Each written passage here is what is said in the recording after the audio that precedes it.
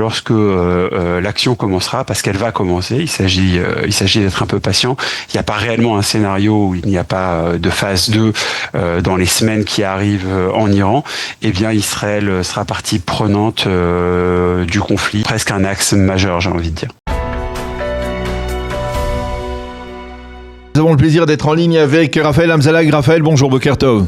Bonjour Daniel. Merci d'être avec nous ce matin. Je rappelle à nos auditeurs que vous êtes membre du Likoud. Je voudrais qu'on parle d'abord du dossier qui préoccupe, on va dire, l'ensemble de la population israélienne actuellement. C'est le dossier iranien. On va ensuite parler de politique intérieure et de ce qui se passe actuellement au Likoud. Je voudrais avoir votre appréciation sur cette attente presque interminable autour d'une opération militaire américaine. Vous n'êtes pas un peu embarrassé de voir un Benyamin Netanyahou qui a toujours été à la pointe du combat contre l'Iran, être aujourd'hui un peu à la traîne des États-Unis dans ce dossier ?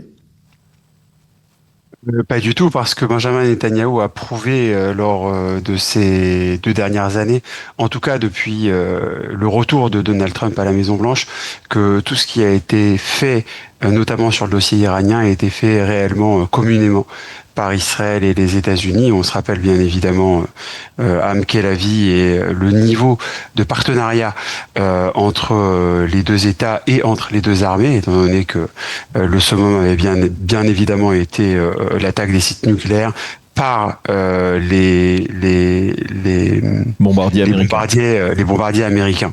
Donc en fait, le problème, c'est toujours le même, c'est une mauvaise lecture, notamment non seulement de Donald Trump, qui est bien souvent et très souvent vu comme quelqu'un de lunatique. On essaie de nous le décrire comme quelqu'un d'instable, notamment en Europe, dans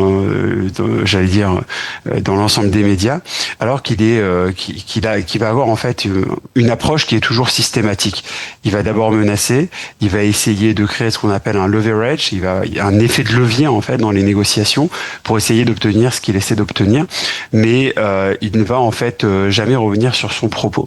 Le propos de Donald Trump, c'est qu'il allait aider, venir en aide à ces Iraniens qui ont été matraqués. Je rappelle que le président américain a donné le chiffre de 32 000 personnes. C'est absolument énorme. C'est alors qu'il s'agit de non-belligérants et de personnes qui sont seulement sortis manifester. Voilà, vous voyez, sur tout le conflit avec Gaza, même selon les chiffres du Hamas, on parlerait de 70 000 personnes. Donc vous voyez un peu le drame qui s'est passé en Iran. Alors bien évidemment, personne ne manifeste, parce qu'on peut pas dire de la rive au Jourdain lorsqu'il s'agit de l'Iran. Mais je pense, Donald Trump est sérieux. 2, il est complètement en phase avec Benjamin Netanyahou. 3, il faut comprendre que mettre en place une réelle coalition et d'aligner, j'allais dire, toutes les facettes avant l'attaque, c'est quelque chose qui est essentiel pour Donald Trump. C'est pas pour rien, par exemple, que l'Union européenne a fait rentrer les gardiens de la révolution dans la liste des mouvements terroristes il y a quelques semaines. Ça faisait partie de cette préparation, parce que la préparation n'est pas seulement militaire, c'est pas seulement un nombre de porte-avions et un nombre de chasseurs bombardiers qui sont à 4000 km de l'Iran. Mais donc le fait que vous pensez que ça fait partie, on va dire, de la nécessité, on va dire, des certaines nécessités sécuritaires de rester en retrait un petit peu au niveau d'Israël aujourd'hui en attendant le début d'une attaque américaine. Bien sûr, ça fait partie du plan, parce qu'il faut pas oublier que à la fin de Am Kelavi, le cessez-le-feu qui est acté entre Israël et l'Iran, il est acté sous l'égide des États-Unis. Voilà, c'est Donald Trump. Vous vous rappelez de cette fameuse scène? On a une trentaine d'avions qui sont en direction de Téhéran, et puis on se rappelle de cette scène où Donald Trump dit non, il doit faire demi-tour, il faut que ça s'arrête, etc. Il faut qu'il y ait le cessez-le-feu. Donc en fait, on ne veut pas réouvrir nous de façon unilatérale les hostilités. On pourrait, parce qu'on sait effectivement qu'ils ont outrepassé les termes de ce cessez-le-feu, mais on a tout à gagner ici d'être dans l'ombre des Américains, et je pense que lorsque l'action commencera, parce qu'elle va commencer, il s'agit d'être un peu patient. Il n'y a pas réellement un scénario où il n'y a pas de phase 2 dans les semaines qui arrivent en Iran. Eh bien, Israël sera partie prenante du conflit, presque un axe majeur, j'ai envie de dire. Alors tout cela nous amène d'une certaine manière à la proximité des élections. C'est peut-être pas aussi une mauvaise affaire pour Benyamin Netanyahou de mener, on va dire, une confrontation directe avec l'Iran à proximité des élections. C'était un peu ce qui s'était passé à l'époque avec Menachem Begin en 1981. Mais je voudrais revenir avec vous sur les préparatifs de ces élections. Et au Likoud, on commence à s'agiter un petit peu en publiant des sondages sur, on va dire, la formation, on va dire la composition de la liste électorale, la prochaine liste électorale, et on découvre, on va dire, des changements assez intéressants. On remarque que, par exemple, aujourd'hui, le député le plus populaire au Likoud, selon ces sondages, bien entendu, c'est Amir Ohana, qui est le président de la Knesset.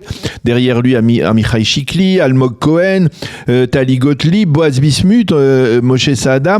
Ce sont des députés qui sont relativement nouveaux dans la classe politique israélienne, peut-être à l'exception de Amir Ohana, et il rétrograde, on va dire, des personnalités comme Yariv Levin, comme Israël Katz, comme Shlomo Kari, comme Eli Cohen, bien plus loin dans la liste électorale. Vous êtes étonné par un sondage de ce type, par ce classement ?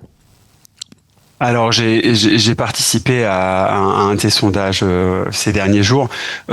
D'abord, je pense pas qu'il s'agisse réellement d'un groupe représentatif au niveau de l'approche, mais je pense effectivement que la question est bonne. Bien évidemment, Amir Ohana est à mettre à part, mais si vous voulez, l'axe Saada Gottlieb, c'est bien évidemment l'axe qui a mené, j'allais dire, l'approche la plus agressive et la plus ferme vis-à-vis du système judiciaire israélien et vis-à-vis du parquet. On se rappelle que même Rothman, qui est pourtant le chef de la commission judiciaire de la Knesset, qui est vraiment pas un grand fan des institutions en place, a eu à reprendre Moshe Saada et Gottlieb dans sa commission à plusieurs reprises ces dernières semaines. Donc je crois que c'est représentatif du sujet qui fait vraiment mal ces derniers temps. C'est bien sûr le suractivisme de la Cour suprême, c'est bien sûr ces arrêts judiciaires qui sont donnés à n'en plus finir, qui s'immiscent dans toutes les décisions du gouvernement. Alors peu importe la décision, on a un arrêt qui est sorti par la Cour suprême, et tout simplement les électeurs en ont marre parce que ils se disent on a été voté, on a voulu par exemple une réforme dans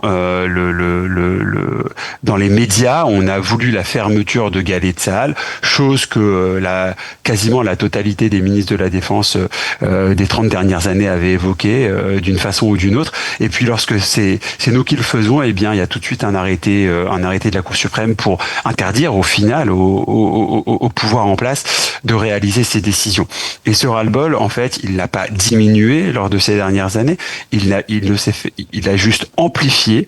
Il a amplifié à cause du superactivisme de celui qui est à la tête de la Cour suprême aujourd'hui et j'allais dire de ses collègues ultra activistes aussi, notamment comme Barak Erez. Aujourd'hui, tout simplement, les électeurs de droite en ont marre.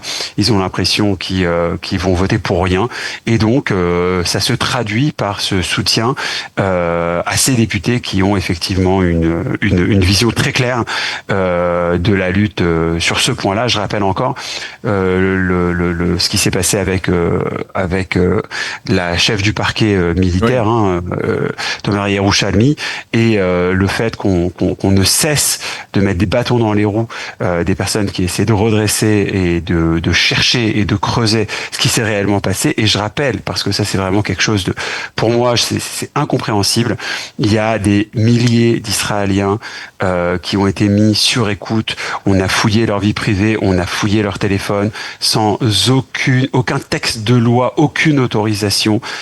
Sur cette base-là, alors bien évidemment, pendant des années, ils ont menti, d'accord, le parquet a menti, la police a menti en disant que ce n'était pas le cas. Dans des interviews en prime time, l'ancien chef de la police a juré qu'il n'y avait pas tel et tel outils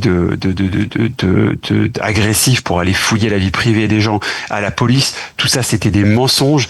Et lorsqu'on nomme une commission pour essayer d'aller creuser en en toute foi et loi, eh bien cette commission, on lui met tellement de bâtons dans les roues qu'elle doit déposer le bilan et qu'elle doit cesser ses activités. Ça, c'est une vraie atteinte à la démocratie. Alors ça, pour le coup, le respect de la vie privée, ça c'est une des pierres angulaires.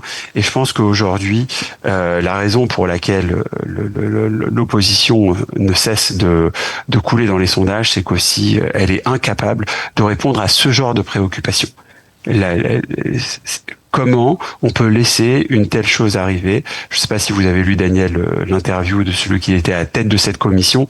Là, vraiment, on est sur des dossiers qui sont des dossiers graves. Oui. Et l'électeur standard du Likoud, il réagit. Il se dit qu'au niveau sécuritaire, il fait confiance à Benjamin Netanyahou. Voilà, après ce qui s'est passé ces 2 dernières années, il se dit, d'ici la guerre, on en aura fini avec le Hamas, on aura largement avancé avec l'Iran, on fait déjà face à un nouveau Moyen-Orient, mais par contre, sur ce sujet-là, sur ce dossier-là, on n'a pas avancé suffisamment. Alors, d'une certaine manière, on peut dire aussi que c'est une liste électorale, en tout cas celle qui se profile selon ces sondages, qui est entièrement vouée à un soutien conditionnel à Benjamin Netanyahou. C'est pas un peu surprenant de ne pas avoir, on va dire, la moindre opposition, on va dire, au Premier ministre dans une liste électorale comme celle-là? D'abord, on sort d'une nuit où Benjamin Netanyahou a essayé de valider de valider ce texte du ministre de la Finance qui nous permettait donc d'importer des éléments sur Internet jusqu'à $150, etc. Et puis vous avez là-bas 5 voire 6 députés qui ont fui la Knesset, qui n'ont pas répondu alors que que Benjamin Netanyahou essayait de les appeler. Donc vous voyez que mais même lui-même n'a pas participé au vote, hein, lui-même n'a pas participé au vote, mais lui il n'était pas censé y être. Mais lorsque vous avez 5 députés qui appartiennent vraiment au fin fond de la liste du Likoud, qui sont en train de mettre en danger des réformes financières, notamment par rapport au lait, mais pas simplement au lait. Là, vous voyez tout le monde. Un sondage sur la chaîne de Amit Segal parlait de 91% des Israéliens qui étaient favorables à ce changement fait par Bezalel Smotrich. Vous comprenez bien qu'on a là certains députés du Likoud qui sont des marionnettes pour des grands groupes et des monopoles, duopoles, triopoles locaux, et ça c'est absolument catastrophique. D'un autre côté, et ça je pense que c'est la particularité du Likoud et c'est la beauté du Likoud, vous voyez qu'Amichai Shikli et Almog Cohen, qui n'ont pas grandi au Likoud, qui faisaient partie d'autres formations politiques, ils arrivent, ils ont fait un très beau score, et ils sont soutenus parce qu'ils ont fait un bon mandat, parce qu'ils ont réussi à se détacher, parce qu'ils ont réussi, vous voyez, ils ont réussi à se positionner sur la scène politique israélienne. Et c'est aussi ça, Likoud. Ça permet à ce genre de personnes de percer. Et je dis à Winter, si tu cherches une maison politique, viens au Likoud. Très étonné de voir quelle place il obtiendrait aux primaires au Likoud. Ouais, c'est intéressant. Donc c'est une perche que vous tendez d'une certaine manière à Ophir Winter, le général Ophir Winter, qui cherche sa voie dans l'échiquier politique israélien actuellement. En tout cas, c'est très intéressant comme d'habitude de dialoguer avec vous, Raphaël Hamzalag. Merci beaucoup d'avoir été avec nous ce matin pour nous parler à la fois donc de la position de Benjamin Netanyahou dans le dossier iranien face à une possible offensive américaine en Iran, et puis donc de ce sondage sur la composition de la future liste électorale du Likoud. On aura l'occasion certainement d'en reparler d'ici les élections, même d'ici la campagne électorale. Merci beaucoup, Raphaël, d'avoir été avec nous. Bonne journée. Merci, Daniel. Bonne journée.